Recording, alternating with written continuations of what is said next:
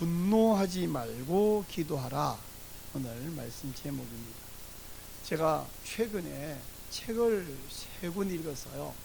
제가 보통 책 읽으면 두껍고 그 내용이 아주 부담스러운 논문이나 학술 이런 책을 읽는데 그런 책은 읽기 힘들잖아요. 근데 이 책은요, 프리셉트에서 나온 어린이용 신앙전기라서 읽기가 되게 편하고 좋았는데, 첫째 책은 디트리히 본헤퍼의 책입니다.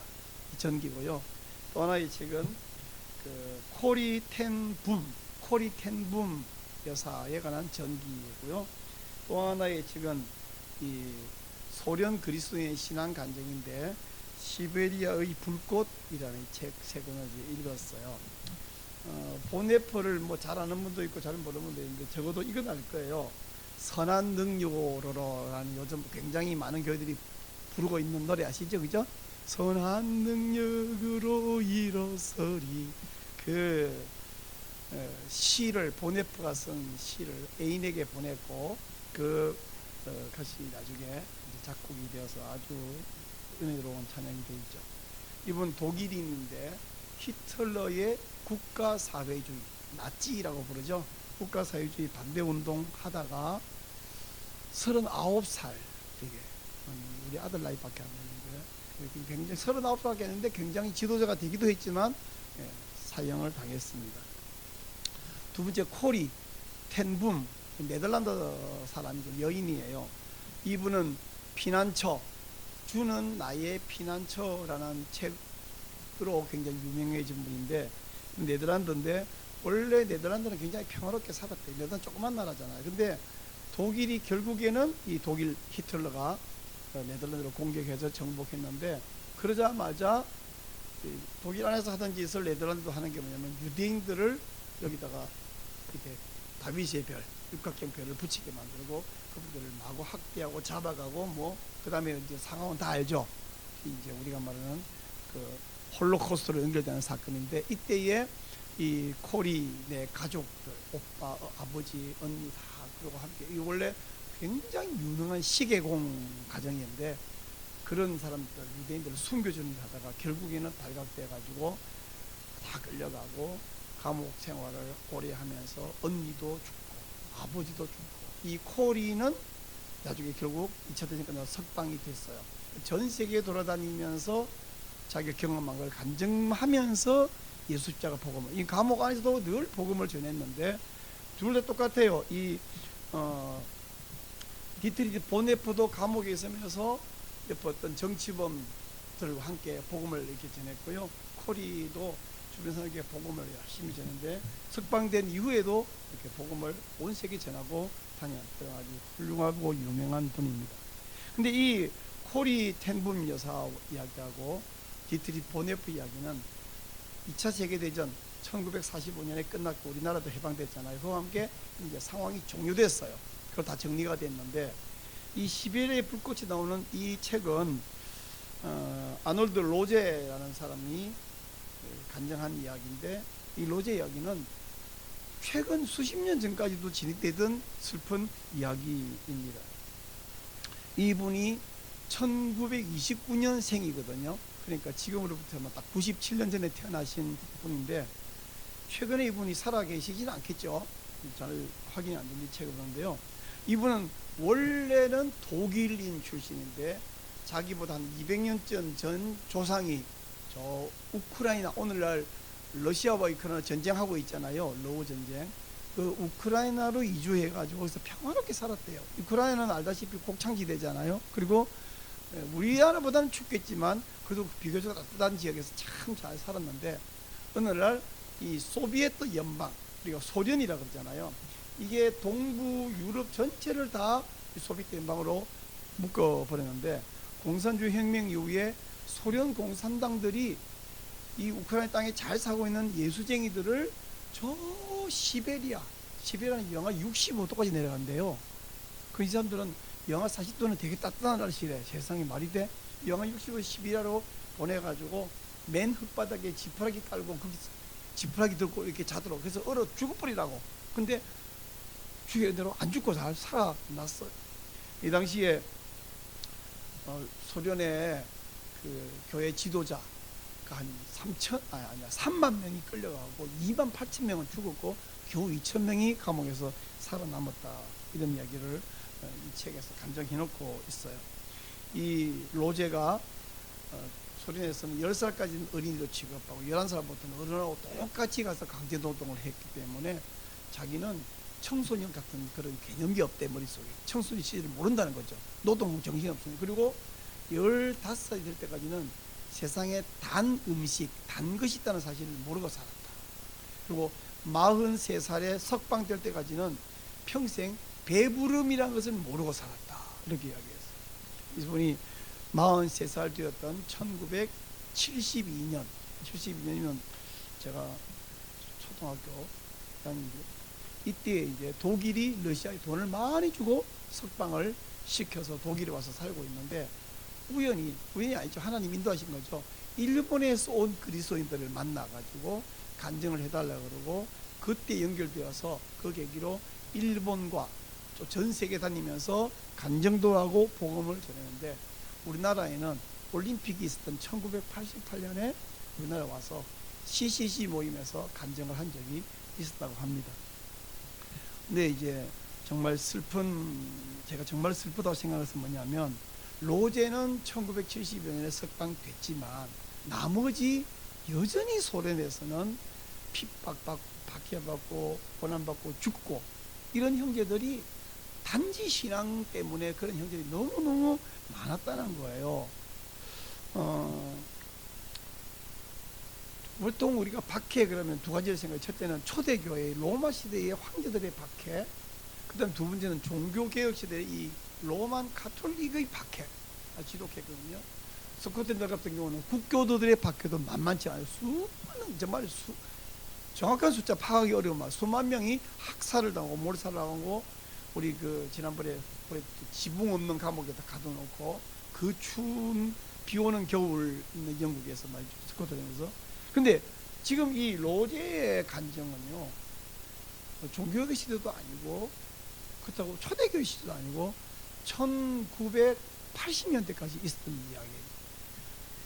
그 소비에트 연방 소련이 1991년에 해체됐고, 그 이후에 동북권의 나라들이, 우리가 옛날에 이름을 잘 못 듣던 나라의 이름들이 갑자기 막 생겨났었잖아요. 이런 나라들이 해체돼 가지고 독립국가 됐는데, 그 이후는 이런 박해들이 줄었는지 잘 모르겠어요. 로제는 그까지 이야기를 안 해놨고 모르겠는데, 하여간 이 소련에서 박해받았던 이 그리스도인의 이야기를 통해서 저는 내 기도의 폭이 굉장히 좁았구나, 기도의 대상, 기도해야 될 이유가 훨씬 많은데 너무 좁은 근시한 나 중심으로 기도만 했구나, 이런 회개를 좀 하면서 정말 기도해야 될 기도 제목이 생겨났습니다. 우리가 계속해서 디모데전서의 말씀을 보고 은혜를 받고 있는데, 오늘 디모데전서 2장 8절 한 절만 읽었잖아요. 우리가 이제 지난 2주 동안 보아왔던 디모데전서 2장 1절부터 4절까지 또 7절까지 보았는데, 1절부터 7절까지의 말씀에서 핵심이 뭐냐면 기도하라. 근데 이제 우리 다 기도는 하는데, 특별히 기도 중에 어느 기도를 강조하냐면 기도를 해주는 대상, 그 폭을 넓힌데 어디까지냐면 모든 대상, 모든 사람은 전 세계 80억 인구가 아니라고 그랬죠. 이 어떤 종류는 기도하고 어떤 사람은 저주가 아니라 모든 종류의 사람을 위해서 기도하라. 그 중에 특별히 꼭 집어서 통치자, 또 높은 사람들을 위해서 하는 기도도 빼먹지 마라. 그래서 통치자와 모든 사람을 위해서 기도해라, 이렇게 말했어요. 그러면 통치자는 뭐 세상적으로 잘 나가는 사람이고 권력이 있는데, 그 사람들을 무슨 기도할 게 뭐 있나?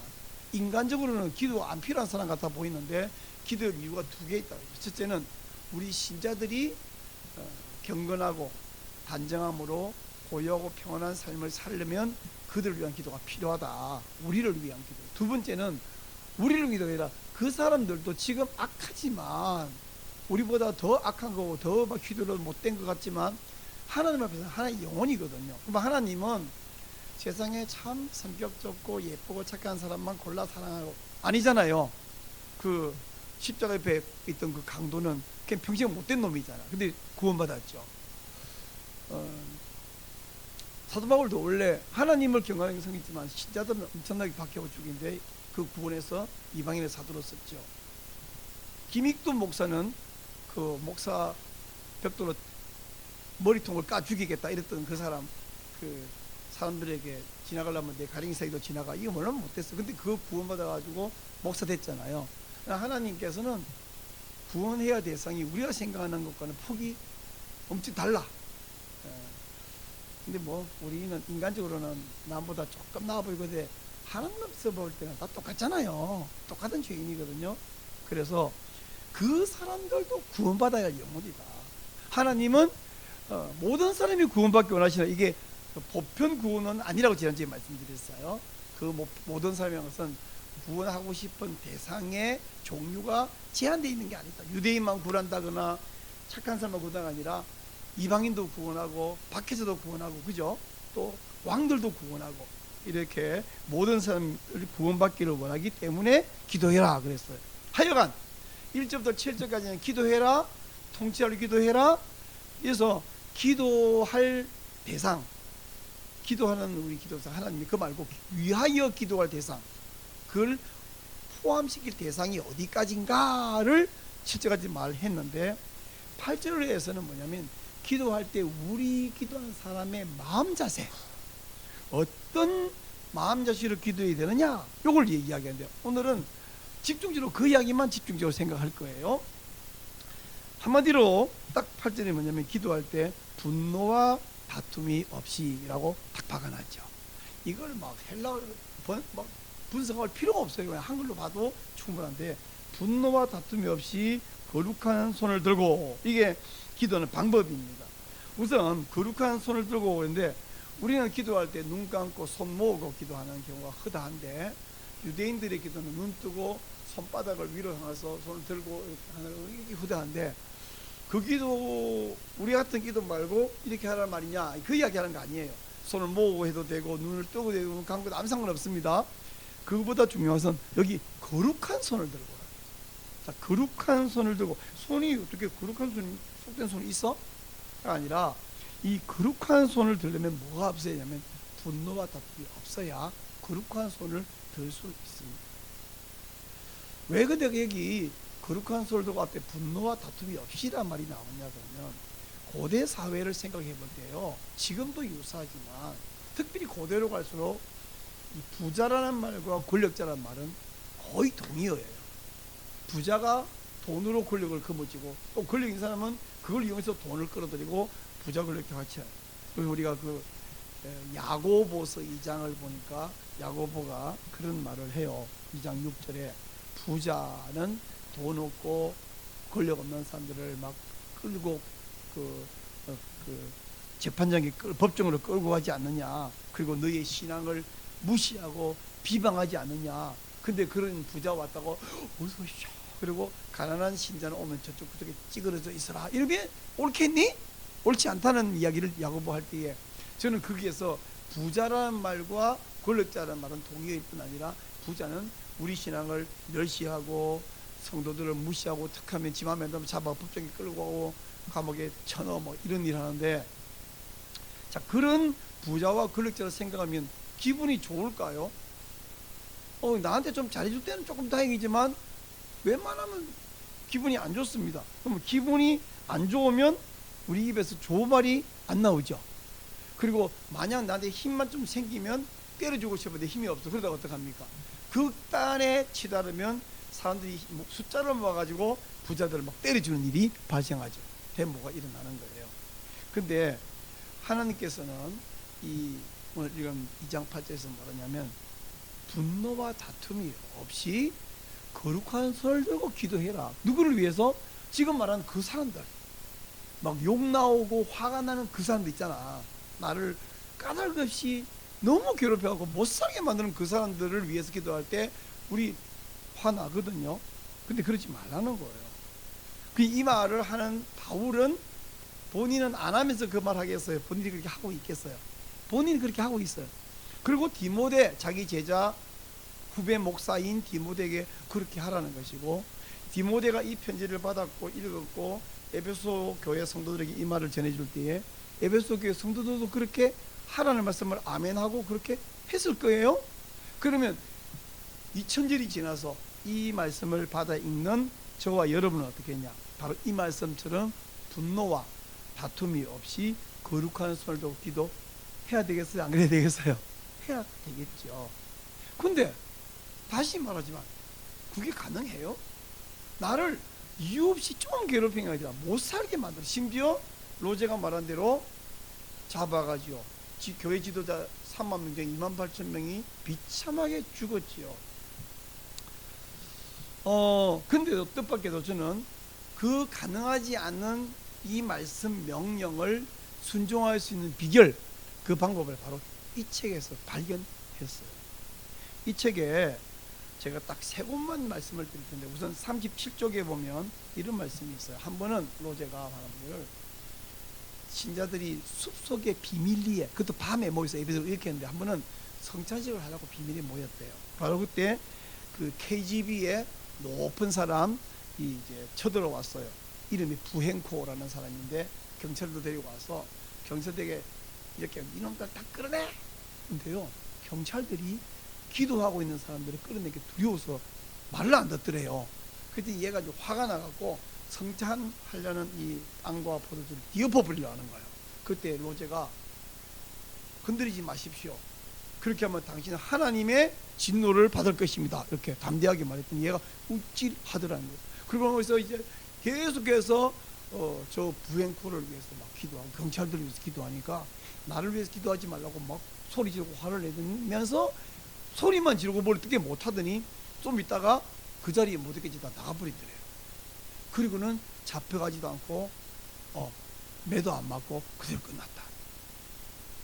이 부행코와 KGB 경찰들을 위해서 기도한 결과가 본인들이 이번에 이제 박해가 싹 끝난 건 아니지만 이 사건에서는 일단 박해가 마무리가 된 거예요. 그리고 성찬식 하려고 했으니까 다 잡혀가야 되는데 다른 데가 다 잡혀가는데 안 잡혀간 사건을 그 부행코가 나중에 어떤 회심했다거나 뭐 이런 이야기는 여기는 없어요.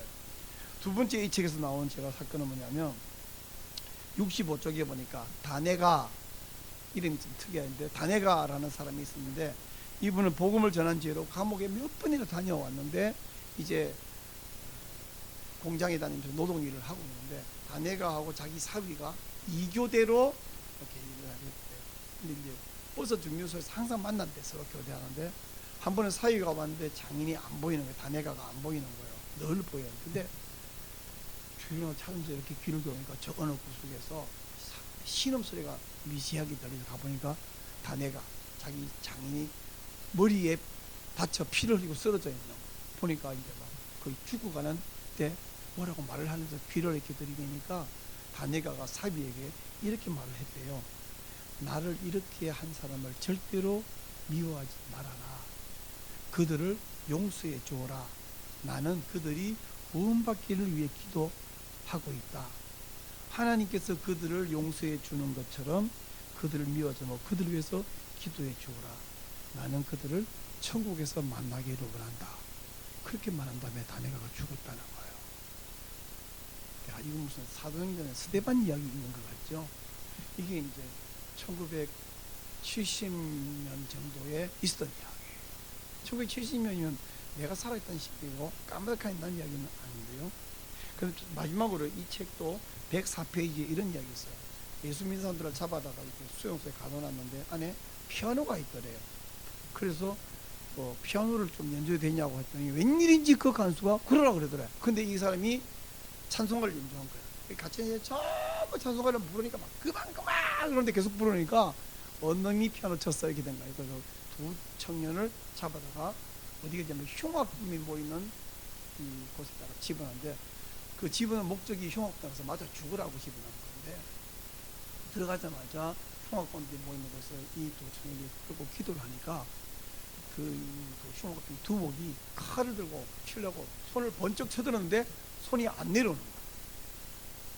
21세기에도 기적은 있습니다. 그리고 가끔 기적이 있어요. 우리가 살지 않겠어요?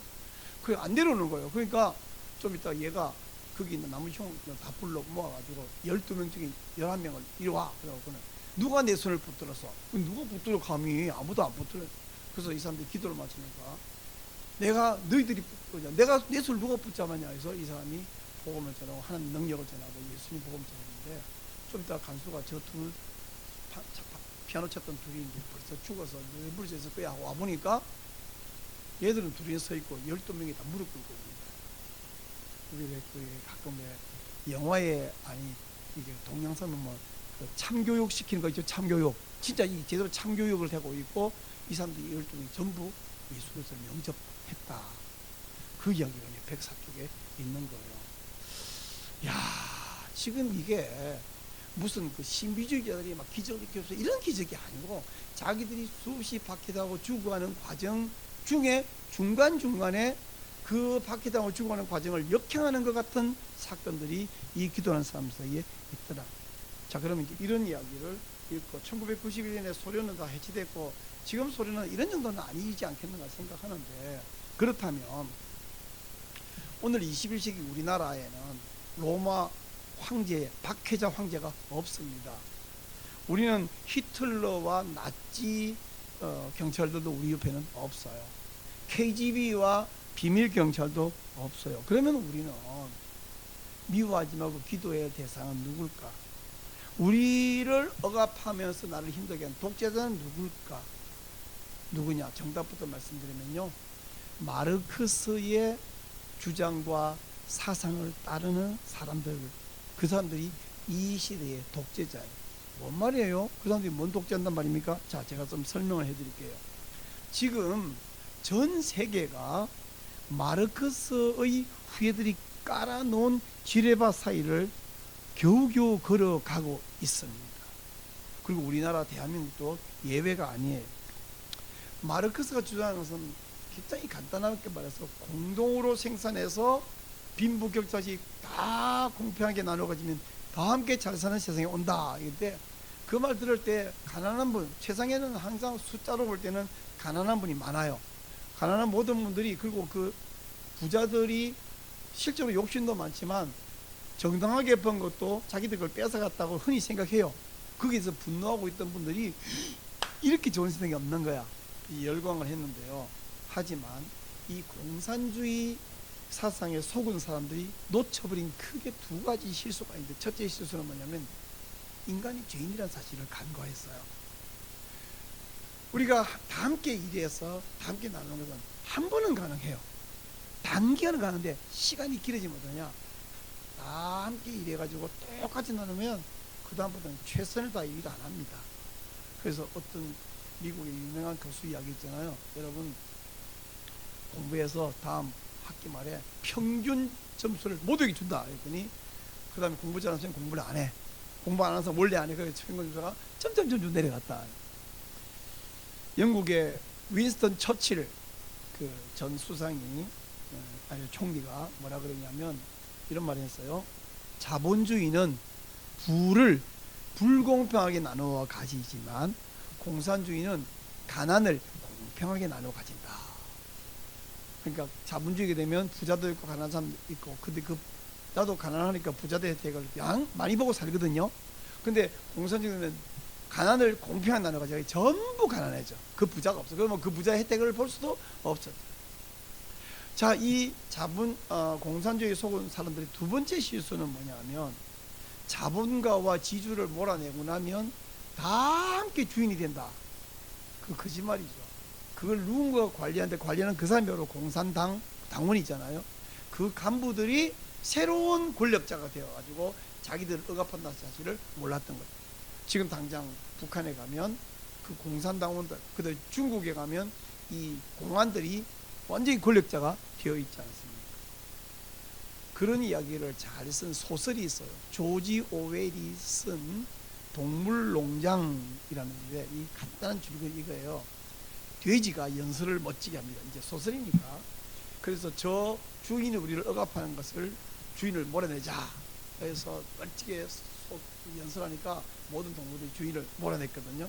근데 딱 주인이 몰아내고 나니까 이 돼지가 새로운 권력자가 되가 새로운 독재자가 되는데, 옛날 사람, 인간 주인보다 더 나쁜 독재자가 되었다.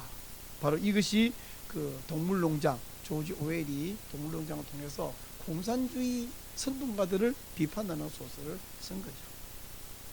결국은 공산혁명에 열광하는 사람들은 그 인간주의 대신 돼지 독재자를 모시는 어리석은 짓이다라는 것이죠. 근데 이런 공산주의가 마르크스 사상에 공산혁명이 실패했잖아요. 아까 말한 소비에트 연방도 1991년 결국 해체됐잖아요. 이게 100년이 못 가서 다 끝나는 거죠. 근데 마르크스의 후예들이 그거 실패하니까 끝! 이러고 이제 우리 다시 자본주의자 이렇게 한 게 아니라 어떤 분이 그러더라고요. 이단에서 나온 사람은 정상적인 교회를 안 오고 어디 간지 아세요? 다른 이단으로 간대. 다른 이단으로. 이 공산주의 혁명을 실패하니까 뭐냐? 신마르크스 사상, 네오 막시즘을 만들어가고 이걸로 온 생계를 열심히 망가뜨리고 있습니다. 지금. 그래서 어리석은 많은 사람들이, 제가 말한 어리석은 무학자를 말한 게 아니라 굉장히 공부도 많이 하고 머리도 좋은 사람인데 판단 미스, 그게 어리석은 거죠. 이 어리석은 사람들은 신마르크스 사상이 현대적이고 세련됐고 인간이 참 행복하게 사는 유토피아가 만들어질 것으로 믿고 지금도 열광하고 있어요. 그 열광하는 전반적 사상의 흐름이 이 시대의 독재자입니다. 바로 이런 사상적 흐름이 유럽과 동유럽은 오히려 좀 덜하고 서유럽, 옛날 우리가 선진국이란 말했고 특별히 복음을 전했던 선진국, 그리고 호주, 저 아메리카 땅 전체에 가득 차 있는데 전 세계에서 38개 OECD 국가 가운데 이런 젠더 이데올로기에 함락 덜 된, 아직도 버티고 있는 나라는 유일하게 대한민국밖에 없다 말씀드렸죠. 여러분 중에 이미 아시는 대로 신마르크스상에 나온 이 주장들 가운데는 정치적 올바름이라고 그러는 PC주의, Political Correctness, 젠더 이데올로기, 그런가 하면 페미니즘, 또 기후위기라고 부르는 환경론, 뭐 이런 등등이 있습니다. 이 젠더주의, 젠더 이데올로기, 또 페미니즘 이런 등등은 문화 막시즘이고요. 기후위기 이 주장은 생태 막시즘이에요.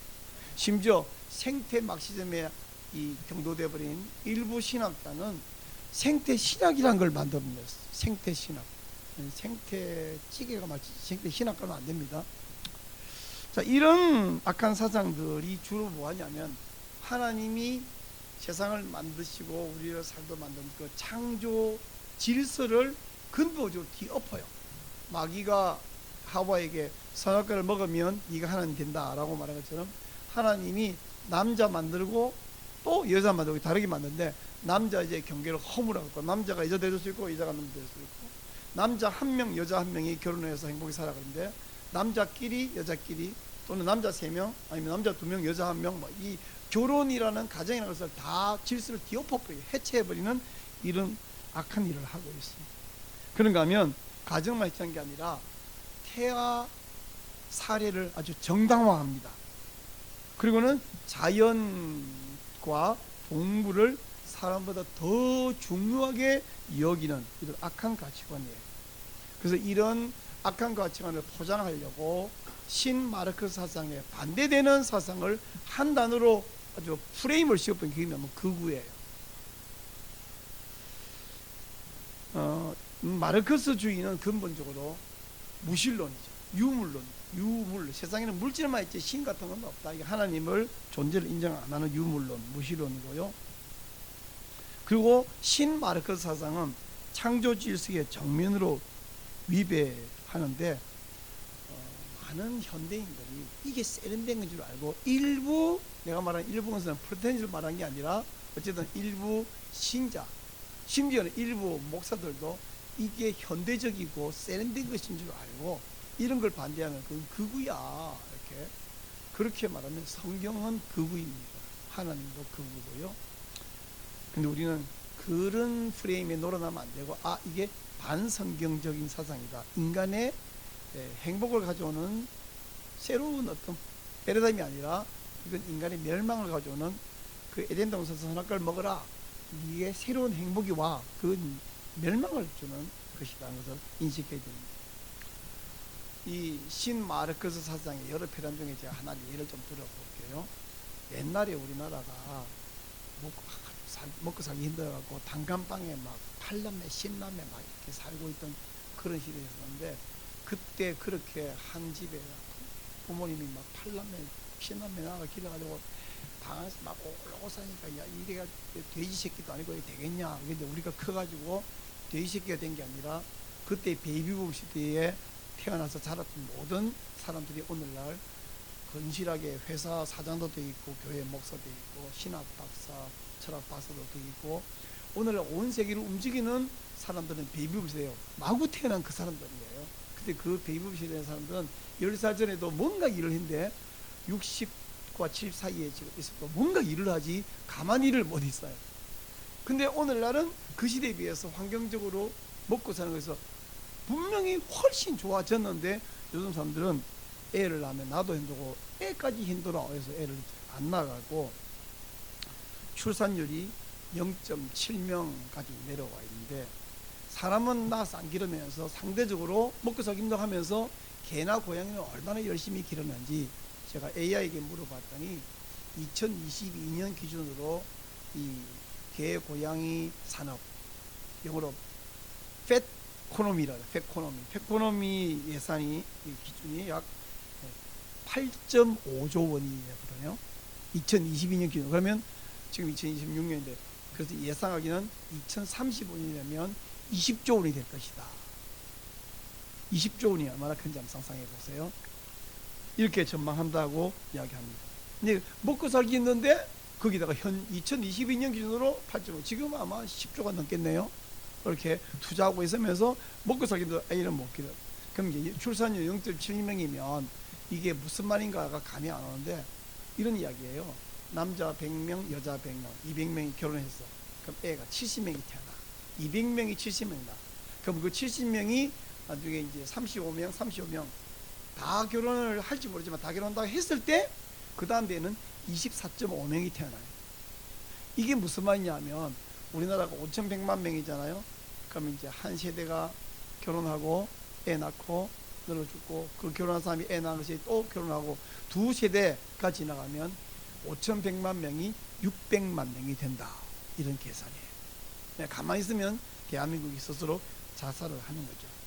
대한민국이라는 나라가 자살하는 것도 하나님이 옳지 않지만, 하나님은 분명히 말했잖아요. 생육하고 번성하라 그랬지.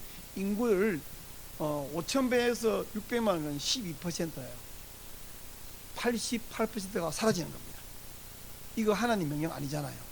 그럼 우리는 애 낳는 것이 쉬워도 낳아야 되지만, 또 키우기가 쉬워도 낳지만 어려워도 낳아야 돼요. 왜? 하나님 명령이잖아요. 그러니까 현실을 보고 낳을까 말까가 아니라 하나님 명령을 따라야 되는 것이 우리 신자들. 예수 믿는 건 뭐 쉬워요. 그러나 하나님이 생육하고 번성하라 했습니다.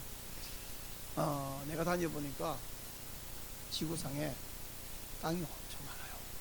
내가 목포에 가봤더니 텅텅 빈 땅이 엄청 많아요. 안동에 가봤더니 텅텅 빈 땅이 엄청나게 많아요. 너무 많아. 땅이 그냥 비어 있어. 와, 거기가 발전이 안 되는 유일한 이유, 사람이 적었어. 사람이 없어. 사람만 모이면 발전하거든요.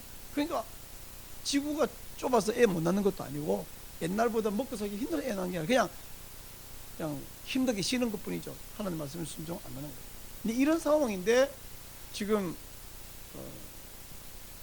남인순 의원, 이수진 의원, 박수진 세 분은 더불어민주당이고, 손솔 의원, 그 차별금지 발의했던 이 손솔 의원이 최근 3월 9일에 또 똑같은 이름의 또방이면 다 모자 보건법 개정안이에요. 이 내용에는 만삭 아기도 낙태를 합법화하자는 법안입니다. 지금 그 개나 고양이를 학대해서 죽이면 3년 이하 징역, 이 우리나라 법이거든요. 근데 가장 안전하게 보호받아야 될 어머니 뱃속에 있는 아기를 의사의 손을 빌려, 약물의 힘을 빌려서 그걸 죽이는 것보다 더한 학대 없잖아요. 학살이잖아요. 걔가 무슨 죄를 지었어요? 근데 옛날에는 한 5가지 정도, 이 경우에는 낙태할 수밖에 없다라고 인지상적으로 인정되는 한 5가지 기준이 있었어요. 그것도 다만 몇 주 이내만 낙태 가능하다, 이런 게 있었는데, 지금은 이 5가지 기준이 아니라 조건이 없어요. 그리고 몇 주 이내가 아니라 만사까지, 만삭이면 배 이렇게 부르고 다음 주 태어나야 만사까지 낙태용하는 이런 법을 국회의원 300명 중에 4명이 발의. 똑같은 제목과 똑같은 내용. 표절 중에 표절이기도 문제인데. 자, 이런, 그래도 한 가지 내가 예를 들은 건데, 이 외에 페미니즘 얼마나 문제인지 아시잖아요. 동덕여대 사태도 있었고. 이게 1년에 8조 원, 아니야, 8억 원씩을 사용하시는 국회의원님들이 무려 4분이 항상 문제가 된 4명이 발의했는데, 이거 말고도 이런 신마르크스 사상이 폐해가 너무 많다는 거예요. 자, 그러면 이제 여기까지만 이야기하는 것은 성토처럼 들릴 수 있고, 이야기 들을 때 정상적인 사람들은 말도 안 돼부터 시작해서 좀 더 나가면 화가 나야 됩니다. 분노해야 되죠. 저도 전에 늘 이런 말 하면 세상에 이럴 수가 있어 막 이렇게 화가 났는데요. 하지만 이 잘못된 사람, 잘못된 말, 잘못된 법안, 잘못된 상황을 볼 때에 분노하는 건 굉장히 자연스러운 반응인데, 단 그 분노가 두 가지에 도움이 안 돼요. 첫째, 내 인격이 도움이 안 돼요. 분노하면 내 인격이 도움이 안 돼요. 두 번째는 내가 분노하면 그 잘못된 사람이나 박해자도 한 구원받을 영혼인데, 그 사람 그 영혼 구원에는 하등의 도움이 안 된다는 사실이에요. 그러면 우리가 이런 법안 잘못됐습니다. 매우 논리적이고 학적 또 합리적으로 반대 성명서를 발표도 하고 더 많이 모여서 이걸 위해서 반대합니다. 왜 우리가 모이는가를 외치고 성명하고 기도도 하는데, 거기에 뭐가 개입되면 안 되냐? 분노가 개입되면 안 돼요. 분노가 개입되는 것은 하나님 명령이 아니에요. 게다가 분노라는 감정이 개입되는 순간, 그 순간 마귀에게 진 거예요. 옳은 말을 하는데 잘못된 방법을 사용해버린 것은 마귀에게 미치버린 거예요. 그럼 우리는 이 잘못된 것과 박해자와 우리를 마구 때리고 죽이고 하는 그 사람 앞에서 분노로 반응할 사람이 아니라 기도로 반응해야 할 사람이다. 이게 지금 1세기 로마 치하에서 바울의 명령이고요. 이 로제가 러시아 KGB 밑에서 반응했던, 실제로 반응했던 거예요. 분노하면 어떻게 되냐? 거친 언사 나와요. 그걸 흔히 욕이라 그러죠. 이거 거룩한 손을 들고 이랬는데, 분노하는 것은 거룩한 손이 아니에요. 기도하는 사람은 분노할 수 없고, 분노하는 사람은 기도할 수 없습니다. 분노와 기도는 함께 갈 수가 없어요. 저는 이렇게 구분하고 싶어요. 악법을 발휘하거나 박해를 하거나 악한 일을 하는 것은 그들의 일이고, 분노하지 않고 기도하는 것은 내 일이다, 우리들의 일이다. 동의하시면 한번 따라해 보면 좋겠어요. 악법을 발휘하는 것은 그들의 일이고, 분노하지 않고 기도하는 것은 우리들의 일이다. 한번 해볼래요? 시작. 악법을 발휘하는 것은 그들의 일이고, 분노하지 않고 기도하는 것은 우리의 일이다. 같이 분노하는 것은 주님의 명령이 아니다. 왜? 기도의 목표는 영혼 구원이에요. 동성애 독재법 우리가 반대합니다. 이 낙태, 무지한 낙태도 반대합니다. 왜 반대하냐? 결국은 영혼 구원을 위해서예요. 이 영혼 구원은 분노와 다툼으로는 이룰 수 없고, 뭘로 이룰 수 있냐? 거룩한 기도로만 일어날 수 있습니다. 이 로제가 살았던 이 시대, 코리텐붐 또 본헤프가 살았던 시대, 이 사람들은 지금 우리보다 훨씬 억울했어요. 우린 잡혀가고 두드려 맞고 재산 뺏기고 죽은 적 없거든요. 그래서 이 사람들이야말로 진짜로 분노해야 될 이유가 우리보다 훨씬 많았는데, 그분들은 분노 안 하고 기도했더라고요. 그래서 우리가 거룩한 손을 들고 기도하기 위해서 어떻게 했냐면, 악한 행위와 행위자를 구분을 해야 됩니다. 악한 행위는 미워해야 되는데 행위자는 사랑해야 된다. 이게 말이 되나? 인간적으로 거의 불가능한데 그게 원리예요. 그래서 행위자는 사랑하고 기도해줘야 돼요. 그래서 우리가 성도이기 때문에 기도하는 사람이 하나님의 백성이어서 이렇게 기도하시기를 바랍니다. 첫째는요, 전 세계를 지배하고 있는 신마르크스 사상, 뭐 피시주의, 젠더 이데올로기, 생태주의 등등이 물러가도록 기도하세요. 신마르크스 사상이 물러가도록. 두 번째 기도는 그 중에 특별히 이 동성애 독재법이 가장 심각하거든요. 동성애 독재법이 물러가도록 기도하세요. 세 번째는 지금도 이 신마르크스 사상 때문에 혹은 아랍 지역에 있는 이 이슬람 때문에 박해받고 고난받는 신자들이 많습니다. 내가 잘 몰라서 그렇지 조금만 관심 가지고 선교사들의 기도 편지를 받아보면 굉장히 많습니다. 그래서 박해받고 억압받는 신자들을 위해서 기도해요. 네 번째는 이 신마르크스에 빠져있는 통치자와 권력자, 즉 신자를 박해하는 이 사람들도 회개하고 구원받도록 기도하는데 언제 하냐? 날마다 기도하시기 바랍니다. 왜냐하면 제가 말하는 것은 저부터 그렇게 신나는 일은 아니에요. 우리의 본성과는 맞지 않아요. 그러나 그것이 하나님의 명령입니다. 우리 주님의 뜻이에요.